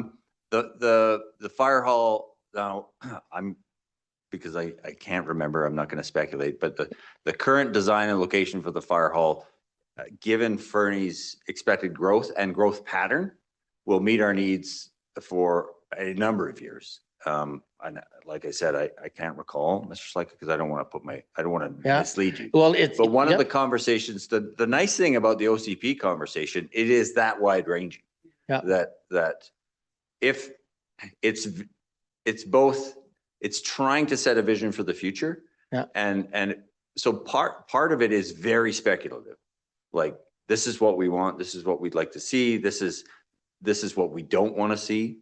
You know, I hesitate to slight a sister community, but what we heard a lot at the last OCP development, and this has been repeated to me a number of times at this OCP development, is we don't want to be Canmore. We want measured and careful growth. Oh, yeah. And we want, Definitely. right? Yeah. I agree with that 110%. So. We're already getting too far that way. Yeah, so That's my personal opinion. Our fire hall. When you go in the bush and you go walking around, you're hiking around and you go run into 30, 40, 50 different people all over the place, it just gets just a little much. I kind of fear for the animals. It's but- changed, Yeah. certainly. Yeah. Yes, yeah. But yeah, the fire hall is designed to meet our needs for a number of, you know, I'll say decades, given the projected growth pattern of the community. There will be a period in the future, I expect, where a second hall will be required, but there's all sorts of considerations in that, including how will Fernie grow? Will Fernie grow in its existing footprint? Will Fernie grow through boundary expansion and take in other parts of the region? It's too early to speculate as to what the outputs of the OCP will be. But things like that come up all the time in discussion. So it's, as I said, Well, I it's either read that or I'm sure I read it somewhere in almost certainly some of the minutes of your meetings and stuff. So Yeah. I was just no, I curious of appreciate that it. because Yeah. I'm kind of going, I know this is a very contentious issue and I know it's, you know, well needed. Yeah. Don't get me wrong, but you know, if that's something that could come in the future, maybe we're putting everything in one basket and then years later, we're gonna go, Yes. shouldn't have done that. Now I'm gonna go back to the residents and say, you know what? We're gonna build another one or, you know, Yeah. so. Yeah. No, appreciate it. So. Councillor anyways. Shoesmith and then. Thanks, Mayor Milligan. For what it's worth, Tom, I definitely agree with you. We did have that discussion early on in the term. But well, see which way the discussion wound up going and here we are. But it was brought up at the table. Okay, I just had to ask that because it's been wearing on me for a long time. Just, you know, I get these questions and I start wondering about them and. No, So, and that's and great. I'm not Like, thanks afraid to for ask bringing it to us. questions, don't Yeah. get me wrong. Yeah. Yeah. That's why I'm here. Well, yeah. and myself and Councillor Artie Kelly are on the task force. So, yeah, we'll be alive to that conversation for sure. Sorry, you had a comment? I just wanted to say, your worship, and to Tom, and please correct me if I'm wrong about this, but secondary fire halls aren't held to the same building standard that your primary fire hall is held to. So theoretically, a secondary fire hall wouldn't have to do some of the expensive things that are post-disaster that our primary hall has to do. That's a very good point. So in the future consideration, and it did come up as a topic amongst us, Yeah. it did. And also OCP upcoming sort of schedule and engagement and things like that is coming out to a meeting near us soon, CAO? Because I Yeah, really would love to see folks like yourself and everyone else here really contributing to OCP discussions, because that's who it should come from. Yeah. It should come from citizens. Yeah, because one of the things we're creating, sorry, Counselor, is the vision for the future. Yeah. And I think the vision we received from the community in 2014, which is a bit, makes our OCP a bit long in the tooth, was the right vision. And the community has moved slowly forward. It hasn't boomed and spread all up the mountainsides and. Not yet. Not yet. Counselor Hamilton and then Counselor Shoesmith. Yeah, Oh, sorry. Oh, Just quickly, the next major round of public consultation is in the spring, but updates are coming back. Council and the task force will continue to meet, and I believe there's discussion about engaging directly with a number of community partners as well. But it's the spring that the next round of, like the next major broad round of public consultation. thank you. So watch for that and yeah, avail yourself if you can to come out and make your voice heard. Counselor Hamilton? yeah, I just wanted to support what Councillor Buddy Kelly was saying. We need to build a post-disaster construction level fire hall as our primary fire hall. Satellite fire halls don't need to meet nearly the same stringent requirements. So I can't remember the NFPA tag for that legislation, that requirement, but a secondary fire hall does not need to be nearly as robust as the first one. Sparwood's a great example where they have their primary fire hall and their secondary fire hall, which is a significantly lesser building up in the heights there. Thanks, Mayor Milligan. Yeah, again, please come up, speak. But on the topic of OCP, you know, a lot of people think council's in some control room somewhere, twiddling dials and like signing forms or something. And that's not how it operates at all. City Hall runs mostly autonomously independent council in accordance with things like the OCP. In a very real way, the OCP will define what happens in the town far more than any council will. And given that this is our, you know, third, fourth year, the OCP will have more influence on the future than those of us in these seats, and probably than those of us around the table next time. So I can't stress enough, if you care, that's the place to make your mark. Because the things in the OCP wind up happening on their own autonomously at staff level, without any input from council or referendums or anything like that. Thank you. Anyone else? Oh, sure. Well, actually, I think Josh indicated he wanted to speak again. Oh, Shelby, come on up.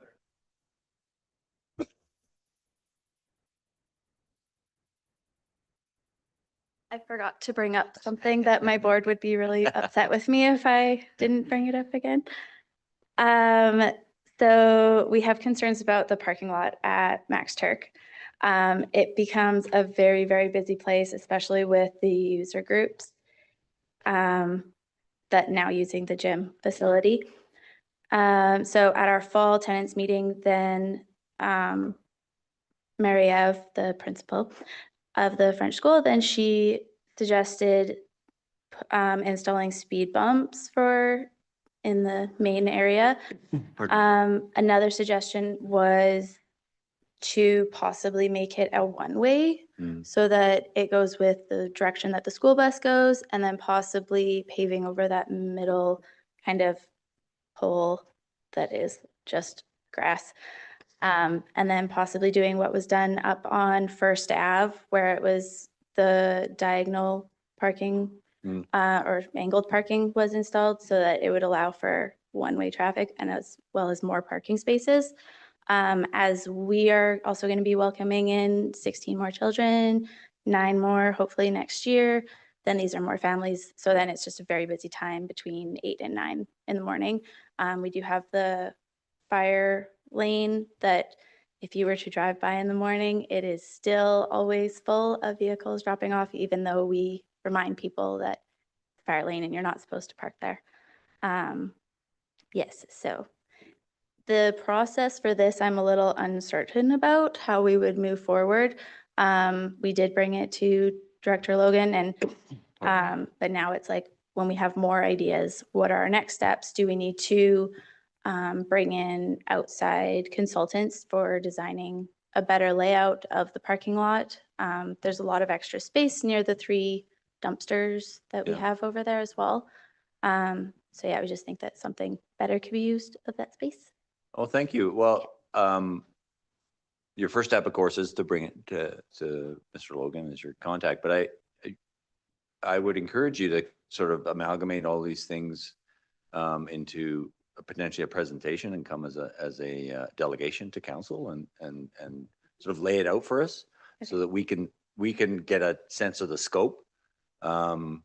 Because and that would allow us to have a discussion at the council table about, you know, who's responsible for which, and then we could talk about next steps, like, you know, creating a fulsome traffic design for the school.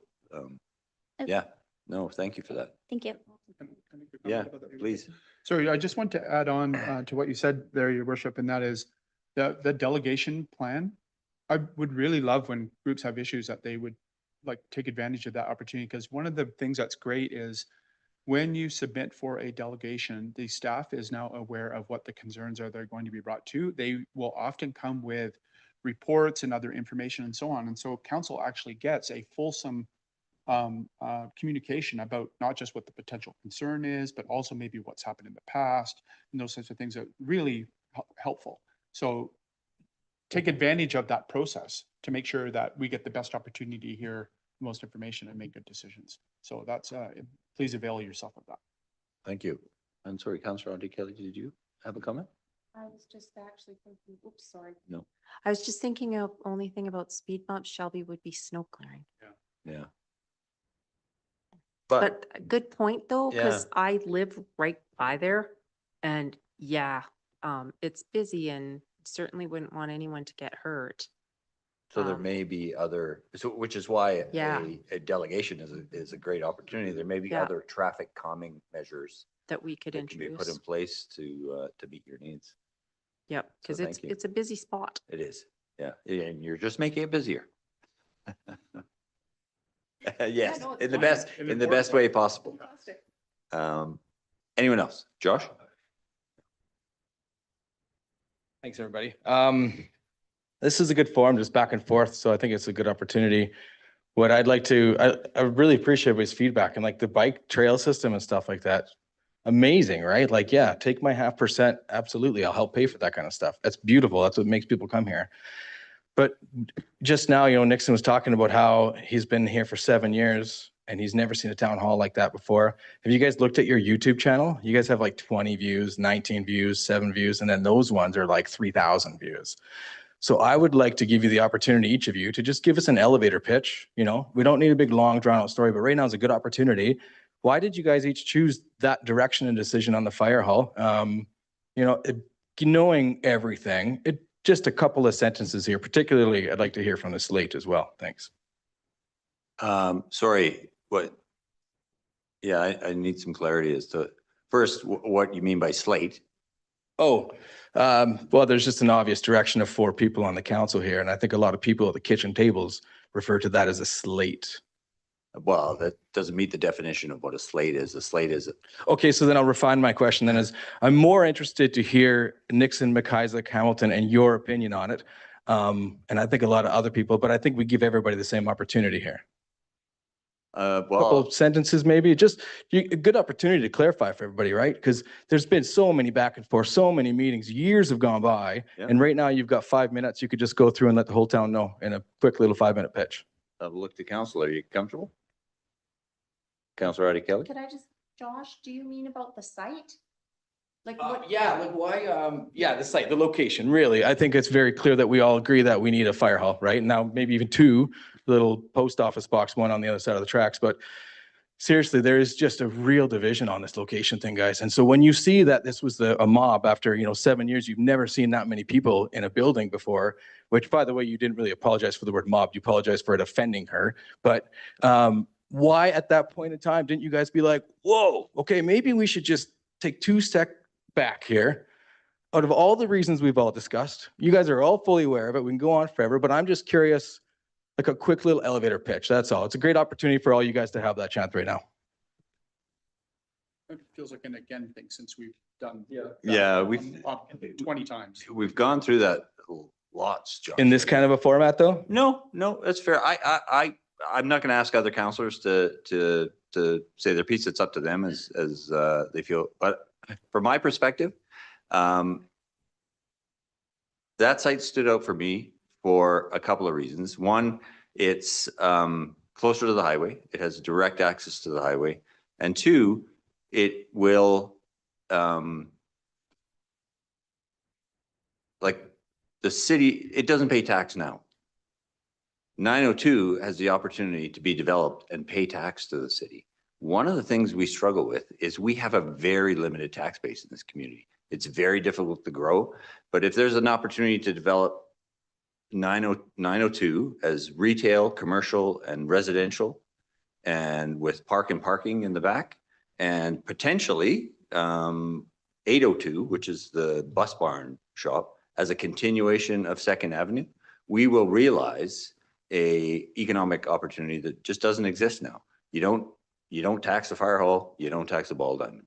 We have an opportunity here to create a broader tax base, and at the same time use the best, in my mind, of the available spaces, the best location for a fire hall. Thank you for that explanation.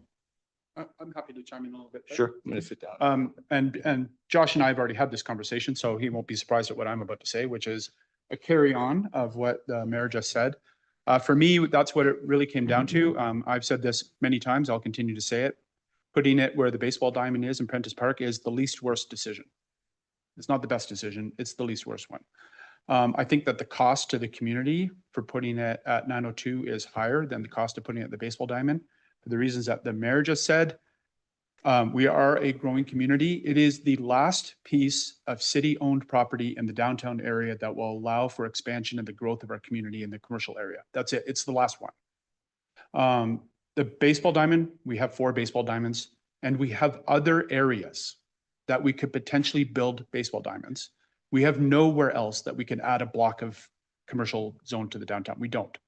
So all things being equal, and they're pretty close. And the Arcadis report showed that they were very close as far as meeting the technical requirements for putting a fire hall. But one of the things that we are charged with, not just meeting the technical requirements, but also trying to look down the road to the future, and not 5 years or even 10. We're trying to look down the road to generational impact. And the generational impact here of sterilizing the last piece of commercial real estate in the downtown area by putting a fire hall on it, no more economic expansion there and so on, is the value, the cost is too high. Again, I begrudge giving up a baseball diamond. I really do. But there is opportunity to recreate that. And there isn't an opportunity to recreate the commercial area downtown. And at the end of the day, that was the straw for me that basically made the final decision. Otherwise, it's pretty close. So. Anyone else? No? Councilor Hamilton? I didn't vote for the Prentice Park location in the original vote for all of the reasons that many people in the community find value in that park space. I chose not to choose the park space. However, we are a body that makes a decision, and once we make a decision, we need to move forward with it. So the council that was elected by the community chose to go with the Prentice Park space. I will support that decision. I'm not going to be somebody who's going to throw my toys because I didn't get my way on one vote. I know it's divisive in the community. We've heard it loud and clear. Excuse me. But at the end of the day, we need a fire hall. And it's been 46 years since this community's had a dedicated fire hall, like purpose-built fire hall space. It's time.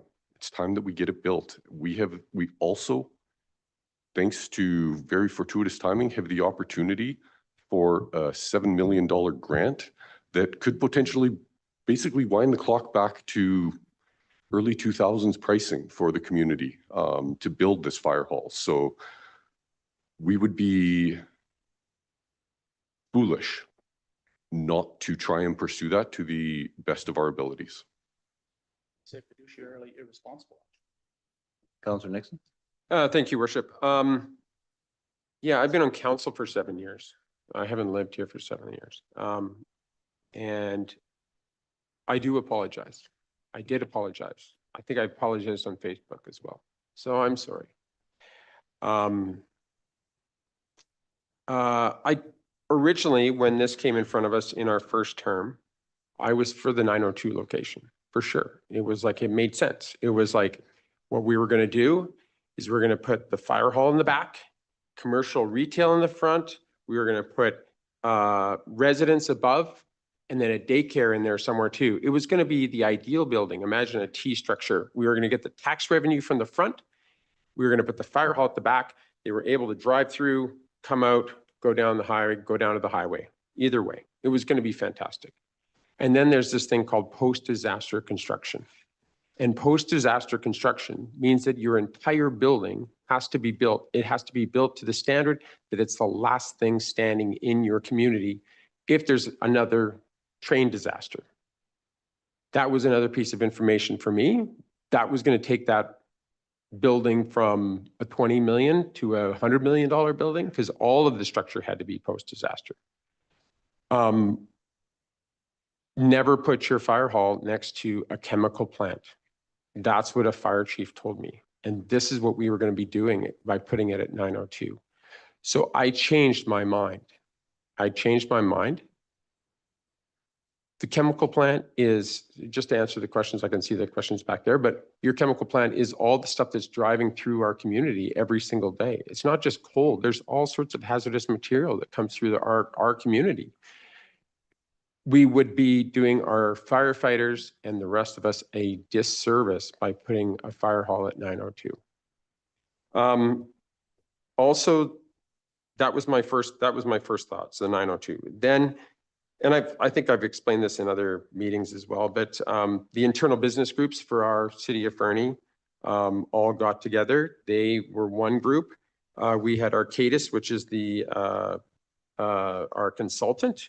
They were another group, and a community working group made up of citizens in our community. They all came and they said they were for the Prentice Park location, which is a small portion of the actual size of the park. And they all agreed that this is where it was going to go. I listened to the experts.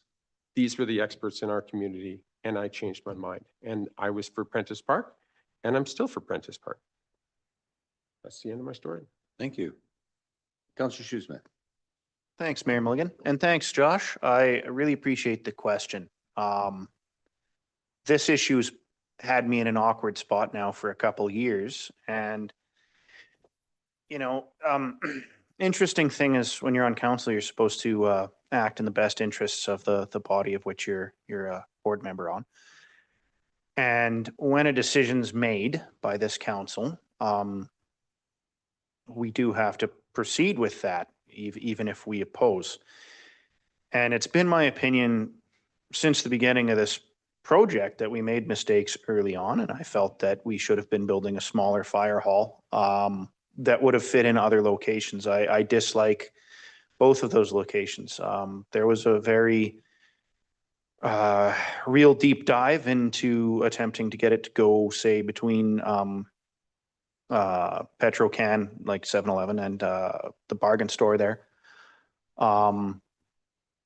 And that failed. And when it came to our location vote, I'd actually planned to vote no on both if I could, and then motioned that it be sent back a few steps. And that was all years ago.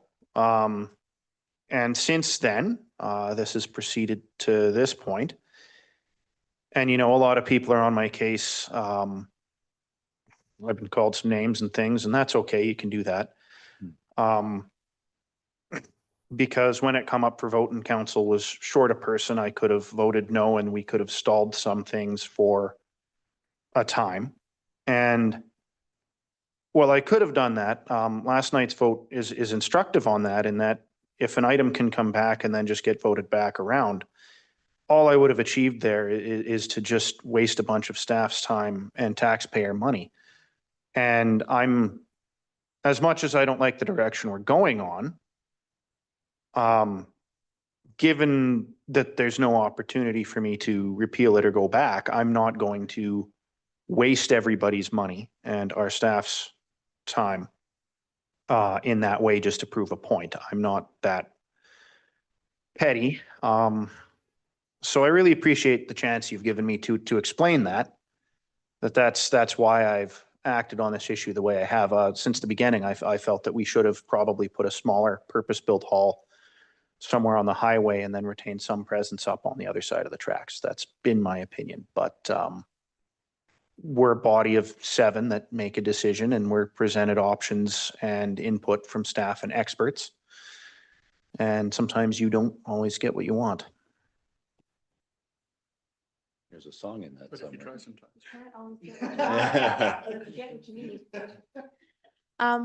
Thanks, Josh. And I'm going to sound a little bit like a carbon copy of Councillor Shoesmith, because to be honest with you, I think everyone here knows that I did not vote for Prentice Park.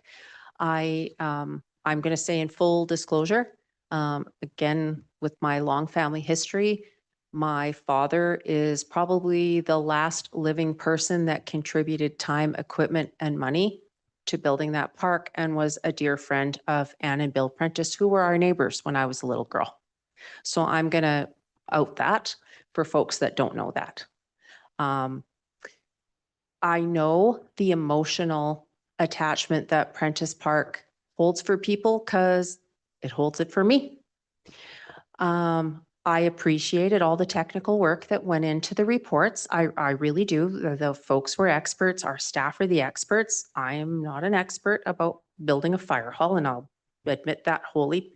But I also was going to vote no to 902 as well, because I cannot deprive the community of the opportunities that 902 holds for us in the future of expanding our tax base, because frankly, I'm ever mindful of the cost of living here. So if we expand our tax base and we're smart about growth and we're smart about gentle density and all those things, that will make life more affordable and enjoyable, hopefully, for everybody here. So for me, I wasn't really a proponent for either site, to be honest with you. I would have preferred, like Councillor Shoesmith, to build a smaller hall, and the highway, I think, would have been great. I do recognize, and I think we all need to as well, that 902 does have the train problem. It was, so many experts have told me that I have to listen to that because I'm not one. So I just want to be really honest and say that. It would have been maybe the less contentious choice to pick 902, but then I've got to tell you that I have heard from so many people in the community that said, why would you give away the last commercial viable piece of property, as Mayor Milligan and others have said? So if I'm going to be totally honest with you, I was not a fan of either site. Which brings us back ultimately, of course, to the least worst decision. We are at time. It is 9 o'clock. I'm sorry, Harsh. I didn't see your hand. I apologize. Thanks, Your Worship. I'll keep it very brief. Thanks, Mr. Garlick. That was a great question, and I don't know why we went defensive. It was a clear question from you. We should have just responded to you quickly here. Again, my stance is well known. It is all in the public records. And whatever Councillor Shoesmith said, it's almost exactly how I have been thinking about this issue too. If you haven't noticed, him and I are aligned on a lot of things, and he just speaks better and looks better than me. That's all. Thank you. Thank you. And thank you. And I do apologize. I'm not used to this, right? I don't even look up there, and there's the snowflake. And there's a snowflake in there. I want to thank everybody for coming out this evening and for asking your questions and for your impassioned messages to council. As I said at the outset, we hear it all and we listen. And we won't always agree, but you're the people we serve, and you're the reason we're here. We're up here, and you're the reason we host these events.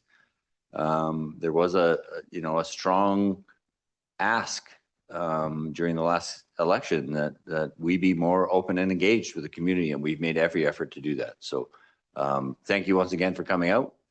Very much appreciate everybody who spoke, but also everybody who came, because I know it's not an easy thing to get up in front of a microphone. So thank you, everybody.